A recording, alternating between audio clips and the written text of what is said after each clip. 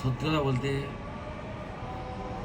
Hello guys ফাইস আমার দ্বারা হবে না, ঠিক আছে? শুধু এইটুকুন জানি ওরা দুবাইয়ের জিন্দেগি বহুত কষ্টের জিন্দেগি। এখানে ব্যালকনি বসে আছি, ঘরের গেটটা বন্ধ করে দিয়ে বাইরের দুনিয়া দেখছি। বাইরে তো দেখতে পাওয়া যাচ্ছে, কিন্তু জিন্দেগি এই জিন্দেগি নয়। পয়সা কামানি হচ্ছে, খরচা হচ্ছে, তো বালের এই জিন্দেগি বাঁচার থেকে না বাঁচা হয়। জিন্দেগি বাঁচতে হলে দু পয়সা কম কামাও, কিন্তু জিন্দেগির মতো জিন্দেগি বাঁচো।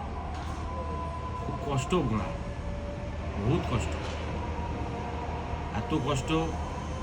ইন্ডিয়াতে খুবই আনন্দের জিন্দেগি, কিন্তু দুবাইয়ের জিন্দেগি বহুত কষ্টের।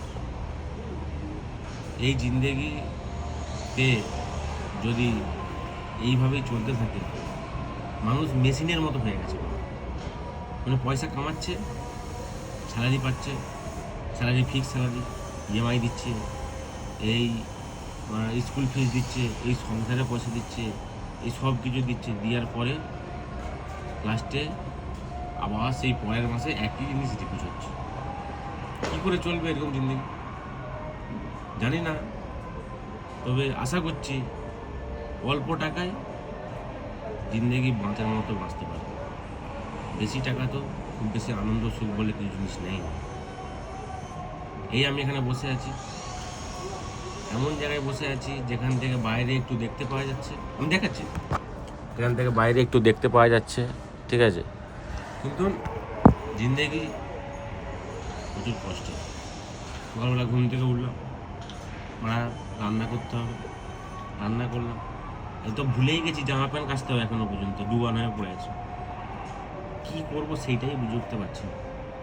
তবে তোমরা যারা দেশে আছো, কাজকর্ম করছো, দেশেই কাজ করো, দেশেই প্ল্যানিং করো, দুবাইয়ের জিন্দেগি বেঁচে থাকো।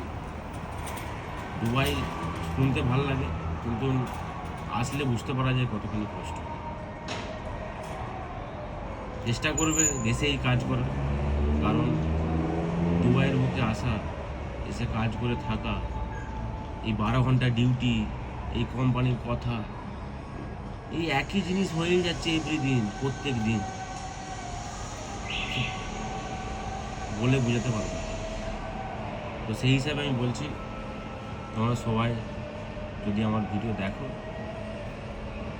সবাইকেই বলছি দুবাই